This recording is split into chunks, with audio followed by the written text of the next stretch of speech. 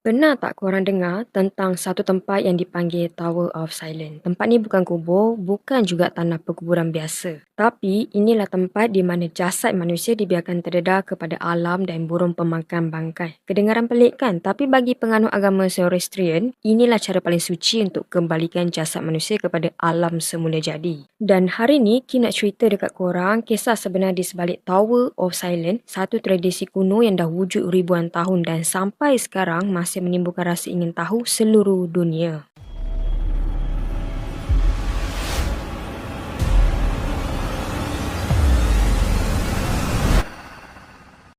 Jadi Tower of Silence ni bukan binaan baru tau. Struktur ni dah wujud sejak ribuan tahun lepas. Berasal daripada kepercayaan agama Zoroastrian yang diasaskan oleh Nabi Zoroaster. Dan agama ni pula agama tertua di dunia lama sebelumnya muncul Islam atau Kristian. Bagi penganutnya ada 4 unsur alam, tanah, air, api dan udara dianggap suci dan disebabkan tu diorang percaya jasad manusia yang dah mati tak boleh ditanam, dibakar atau dibuang ke sungai. Sebab semua tu boleh mencemarkan unsur suci alam. Jadi apa diorang buat? Diorang pilih satu cara yang bagi kebanyakan orang mungkin suka nak faham. Jadi diorang ni akan letakkan tubuh si mati dekat atas menara batu besar terbuka pada langit supaya alam sendiri yang ambil alih proses tu. Tempat tu pula dipanggil tapi lebih dikenali dunia luar sebagai Tower of Silence. Untuk pengetahuan korang, proses ni bukan dilakukan secara sebarangan tau. Dalam masyarakat Zoroastrian ni, hanya orang tertentu yang dilatih dibenarkan uruskan si mati.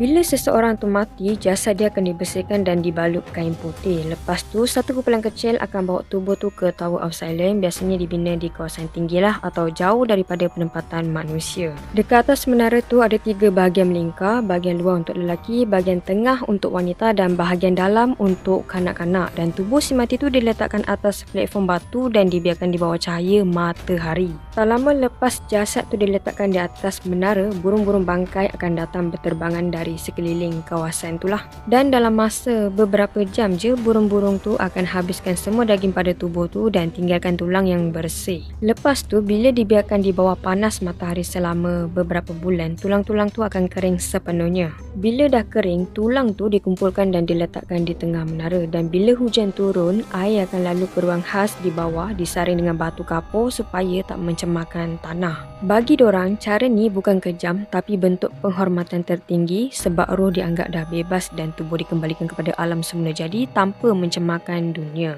Jadi dalam kepercayaan agama ni, kematian bukan penamat tapi satu proses pembersihan. Bila seseorang tu mati, tubuh tu dianggap tercemar oleh kejahatan yang dipanggil druj. Sebab tu dorang tak boleh sentuh jasad tanpa langkah khas sebab takut mencemar tanah atau api suci. Jadi dengan cara ni, jasad manusia tak jadi beban pada alam. Ia kembali kepada unsur asalnya, udara, tanah dan matahari. Dan burung bangkai tu bukan dianggap jijik tapi sebagai utusan alam yang membantu proses tu berlaku. Bagi kita mungkin nampak ekstrim, tapi bagi dorang ini adalah bentuk kitaran kehidupan yang penuh makna. Tapi masalahnya bila zaman berubah, dunia moden mula pandang ritual ni sebagai pelik dan sukar diterima. Di India, contohnya tempat yang paling terkenal dengan Tower of Silence ialah di kawasan Malabar Hill, Mumbai. Tapi sejak bandar tu makin berkembang, kawasan tu di sekeliling bangunan moden dan penduduk mula rasa tak selesa dengan amalan ni. Dan satu lagi masalah besar ialah burung bangkai. Burung pemakan bangkai ni dulu banyak tau, tapi pada sekitar tahun 1990-an, populasi dia jatuh mendadak. Punca utama ialah racun ubat veterina yang digunakan pada lembu dan kambing. Jadi bila burung tu makan bangkai haiwan yang dirawat dengan ubat tu, racun tu bunuh habitat burung bangkai ni tau. Dan apa jadi? Burung bangkai tu hampir pupus dan tanpa burung tu, ritual Tower of Silence tak lagi boleh dijalankan. Masyarakat Zoroastrian mula panik tau. Bila tak ada burung, jasad yang diletakkan atas menara tak akan terurai dengan cepat dan ada kes di mana mayat kekal berbulan-bulan tanpa reput sempurna. Itu yang buat komuniti ni terpaksa berfikir cara baru tapi dalam masa sama nak kekalkan ajaran asal.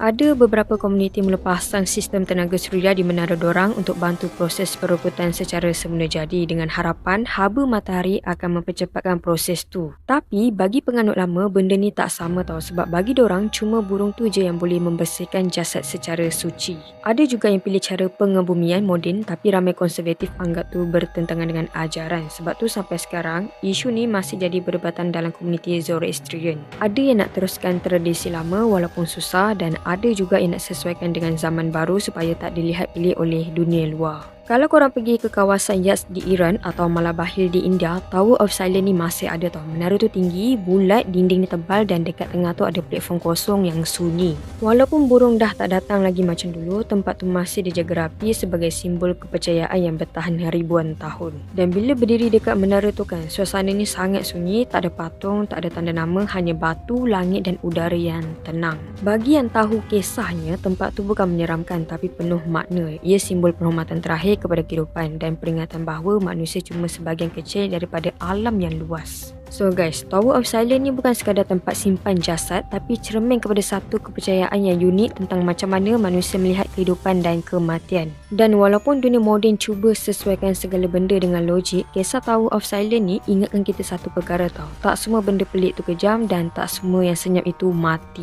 Kadang dalam kesunyian macam tu tersembunyi makna yang lebih besar tentang hidup, mati dan keseimbangan alam. Okeylah, Kim rasa sampai sini dulu untuk kisah kali ni. Kalau korang suka cerita macam ni, jangan lupa tekan subscribe, komen pandangan korang dan aktifkan loceng supaya korang tak terlepas episod seterusnya. Jumpa lagi dalam video lain. Bye bye. Assalamualaikum.